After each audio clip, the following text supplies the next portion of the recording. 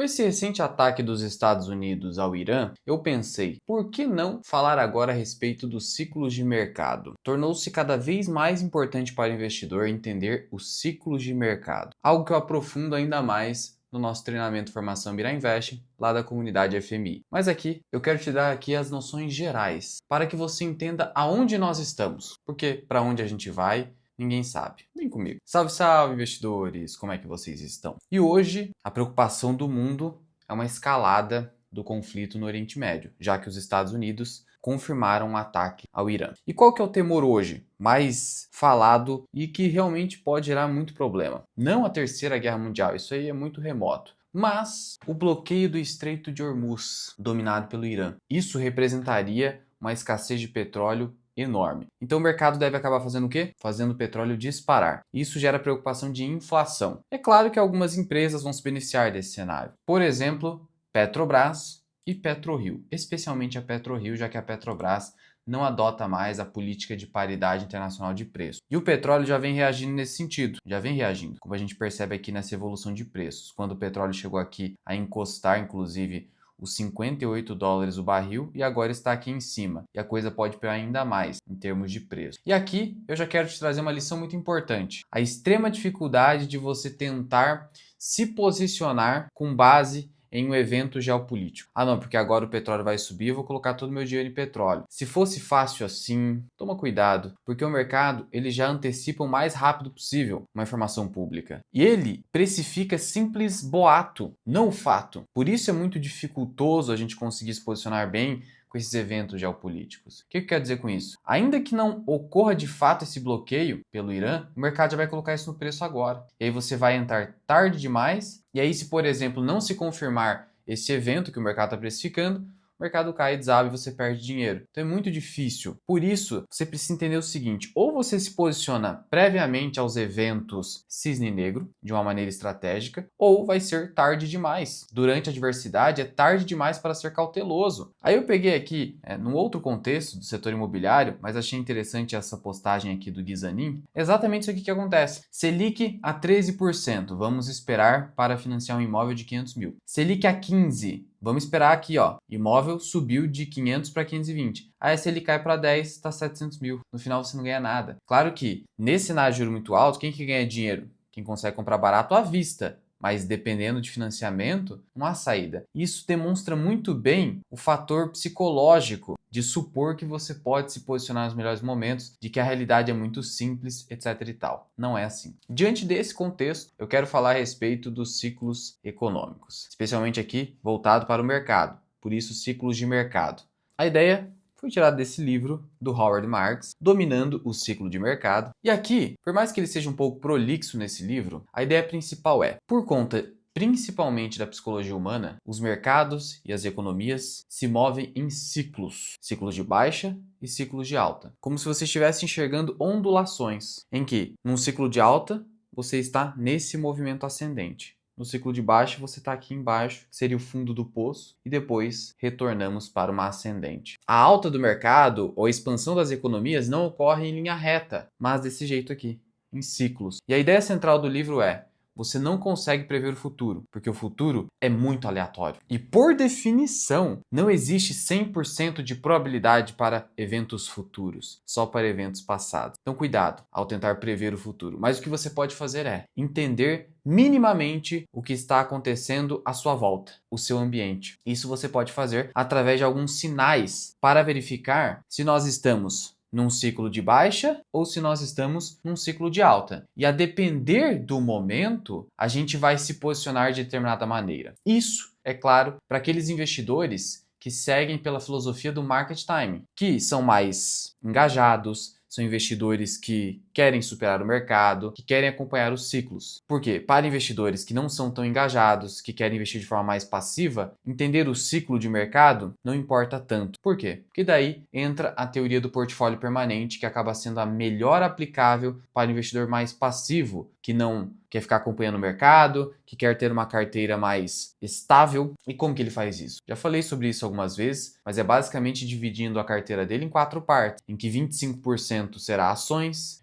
25% será renda fixa de curto prazo, 25% será reserva de valor, especialmente ouro, e 25% títulos de longo prazo. Assim, ele vai estar posicionado com fatias iguais na carteira para qualquer condição macroeconômica possível, especialmente recessão, crise, expansão, inflação e deflação, que é bastante improvável, especialmente em emergentes, mas é algo possível. Se ele divide a carteira dessa maneira, promovendo rebalanceamentos anuais, a fim de vender o excesso de lucro em uma classe ganhadora naquele momento para comprar perdedora, ele vai ter retornos estáveis, vai, inclusive, suportar muito mais os eventos cisne negro, as crises, por exemplo. Em 2008, quando o mercado americano caiu mais de 40%, uma carteira pelo portfólio permanente se desvalorizou apenas 2%. Então, se você quer passividade e estabilidade, a teoria do portfólio permanente é a melhor maneira para você comprar sistematicamente nas baixas e vender nas altas. Agora, você é um investidor que pretende superar o mercado, pretende se aproveitar das ineficiências, das falhas da psicologia humana, dos excessos humanos, então você adota a teoria do ciclo de mercado, em que basicamente a psicologia humana é o que predomina. No sentido de, como os mercados são feitos de seres humanos, a gente pode representar os ciclos como se fossem um pêndulo, que vai para cá ou para lá. Dificilmente eles estão no ponto médio. Por quê? Porque o comportamento humano, a psicologia humana é feita de extremos. Ora estamos muito otimistas e ora estamos muito pessimistas. Quando a gente está muito pessimista, isso é um sinal de que a gente está num ciclo de baixa. E é justamente esse excesso de pessimismo que faz com que o preço dos ativos fiquem tão atrativos que é esse pessimismo que ocasiona uma recuperação do mercado. Porque em dado momento,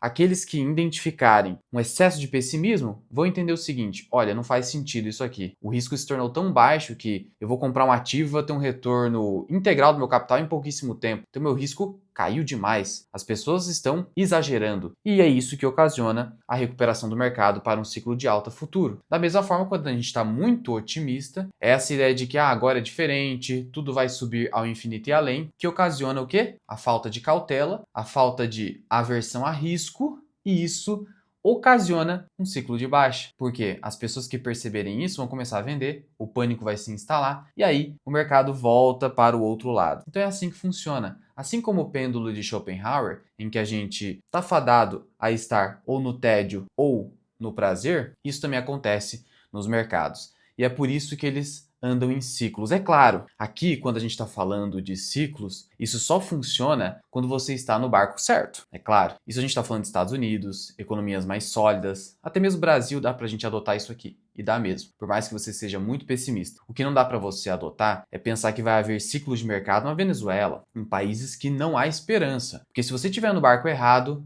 não existe saída para você. Ou você sai do país, ou tira seu dinheiro do país, ou você vai estar fadado à pobreza. Então aqui eu estou pressupondo que você está no barco certo. Isso é muito importante. Beleza. E como que você faz então, adotando esse viés de ciclo de mercado, para comprar na baixa e vender na alta consistentemente? Aí você aqui é um investidor mais ativo, que aposta contra o consenso, que você sabe que o consenso é irracional, que o ser humano é feito de exagero. Basicamente você vai fazer um checklist, e o Howard Marks ele traz uma tabela aqui no livro, para identificar, viu? Essa característica é de ciclo de alta ou ciclo de baixa? E isso você adapta ao mercado brasileiro. A gente vai fazer rapidamente aqui para você entender como é que funciona isso, mas essa aqui é a ideia. Quando a gente está no fundo do poço, no excesso de pessimismo, algumas pessoas mais sábias entendem que há um exagero e elas então assumem a posição de compra. E isso vai se intensificando até ultrapassar o preço justo. Esse é o grande problema. O mercado não para no preço justo. Ou ele vai muito acima, ou ele fica muito abaixo. E é por isso que você pode se aproveitar disso no mercado de ações, principalmente. Não existe essa história de que,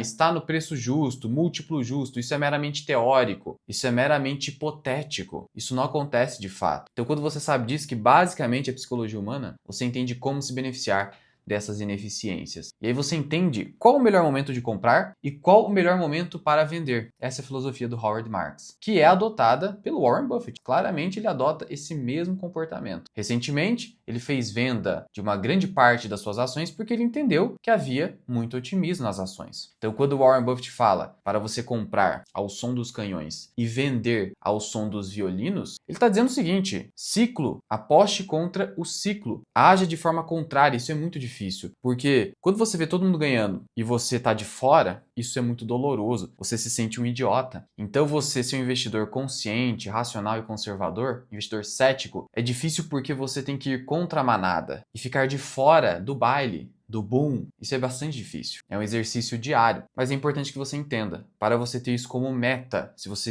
quer seguir por esse caminho de investidor mais ativo. Porque, de novo, se você quer ser mais passivo, não quer ter essa preocupação, então, o que você faz? Você adota a teoria do portfólio permanente e divide a sua carteira ali de uma maneira mais passiva, o que também funciona. Só vamos desenhar aqui essa ideia de ciclo de mercado, só para ficar mais claro, é mais ou menos isso aqui, ó. Então é assim que se movimenta o mercado, quando você está no barco certo. Aqui é um fundo e aqui é um topo. Esse topo é o pior momento para você comprar. Só que é o momento que você se sente mais motivado para comprar, porque tudo está voando. A Yahoo chegou a negociar 1000 vezes lucro em 99, no auge da bolha.com. Imagina, 1000 vezes lucro. É muita loucura. E o pessoal acha, não precisa, agora é diferente. As empresas nem precisavam dar lucro. A insanidade humana chega a esse ponto nos mercados. A ganância chega ao extremo. Então entenda, os mercados, eles são feitos de extremos, porque são feitos por seres humanos. Simples assim. E aí, você sabe para onde vai o mercado? Você não sabe, ninguém vai saber. Mas você sabe aonde a gente está, ou pode saber minimamente. E aí, se posicionar da maneira adequada. Viu? Alguém que conseguiu estar de fora desse mercado, ele sabia exatamente o ano em que a bolha iria estourar? Não sabia. O Buffett não sabia. Mas ele sabia que não fazia sentido estar no mercado tão eufórico assim. Essa que é a ideia. E aí, trazendo essa realidade para o mercado brasileiro, vamos entender mais ou menos aqui como que você monta um checklist voltado para identificar o ciclo de mercado. Então aqui, você joga num papel, no Excel, onde você quiser, isso não interessa, o que importa é a ideia. A gente começa aqui colocando a fase ou evento. A gente está no mercado de alta ou de baixa. Quais são as características de cada um desses mercados? Falando de abertura de capital ou empresa. No mercado de alta, o que a gente tem? Muita IPO, não tem? IPO pra caramba, IPO todo dia. No mercado de baixa, a gente tem o contrário, a gente tem muito OPA, a gente tem muito fechamento de capital. Em relação a juros, como é que é a coisa? No mercado de alta, o juro tá alto ou tá baixo? Baixo, né? Muito crédito, crédito fácil. Já no mercado de baixa, o juro está alto, crédito escasso. Dinheiro escasso. Beleza. Recompra de ações. Como é que tá? No mercado de alta, ninguém quer recomprar ação. As ações estão caras? Estão baixa. Baixo, vou colocar aqui. No mercado de baixa, a recompra está alta. Muita empresa recomprando ação. Como é que está o sentimento ou a psicologia dos investidores no mercado de alta? Euforia, né? Euforia, ganância. E no mercado de baixa, tristeza, depressão, vou colocar aqui. Ainda, como é que tá a dívida das empresas no mercado de alta? Essa dívida tá alta ou baixa? Então, a dívida vai estar alta porque as empresas estão assumindo mais risco. Então elas estão falando, o juro tá baixo, vamos jogar essa dívida lá para cima e se alavancar mesmo. Então, alavancagem crescente. Vou colocar só alavancagem, para você entender que é crescente. No mercado de baixa, a dívida vai estar alta porque o juro tá alto, mas a empresa vai estar buscando o quê? A redução da alavancagem, redução da dívida. E em relação a valuation, múltiplos, etc. No mercado de alta, tá tudo caro, né? Tudo caro. No mercado de baixa, tudo barato. Tá barato, mas ninguém quer comprar. Ainda, quando a gente está aqui no mercado de alta, como é que estão os compradores e vendedores, investidores? No mercado de alta, tem o quê? Mais comprador do que vendedor. Prevalece o comprador. Aqui prevalece o vendedor. Tá vendo que essas características aqui, elas geram exageros e ocasionam a saída de um ciclo para o outro, justamente porque o pessoal está exagerando na baixa, a gente vai encaminhar para uma alta. E justamente porque o pessoal está exagerando na alta, a gente vai encaminhar para uma baixa. É assim que funciona. No final das contas, não é a razão que prevalece no mercado financeiro, são as emoções. Então, aquela ideia de que a cotação segue o lucro, ela é incompleta. Porque o movimento do mercado não depende só dessa racionalidade. Depende também do quê? Do sentimento dos investidores. Então, eu não sei quando vai ocorrer uma virada do mercado de baixa para alta. Mas eu sei que em algum momento isso vai acontecer, desde que eu esteja no barco certo, porque os investidores estão exagerando. Entrando no jogo aqui também a teoria da reflexividade do George Soros, pela qual a interpretação que os investidores têm da realidade fazem os investidores agirem de tal modo que impactam a realidade. Por exemplo, se eu acho que o mercado está caro demais, o que eu vou fazer? Eu vou vender. Mesmo que isso não seja verdade, eu vou vender. Logo, eu vou ocasionar uma venda massiva no mercado e vou deixar ele barato de qualquer forma.